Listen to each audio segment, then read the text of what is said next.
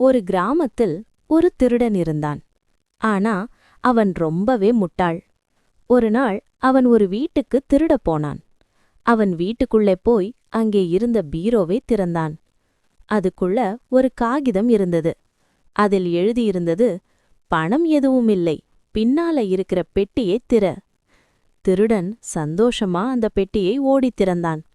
அதுக்குள்ள இன்னொரு காகிதம், இது ஒரு பிராங்க், மீண்டும் முன்னாடி பீரோவை பாரு. திருடன் மீண்டும் முன்னாடி ஓடிப்போனான்.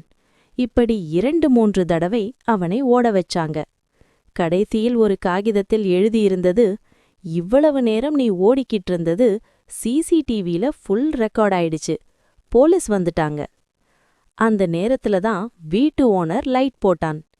திருடன் அங்கேயே நிக்க, அண்ணே, பிராங்க் ரொம்ப நல்லா இருக்கு, நானே ட்ராப் ஆயிட்டேன்னு சொன்னான். முட்டாள்களுக்கு பிளான் போட்டாலும் அதுலவே அவர்கள் சிக்கிக்கிறாங்க. இந்த மாதிரி பிராங்க் உங்க நண்பனுக்கு பண்ணுவீங்களா? கமெண்ட்ல சொல்லுங்க.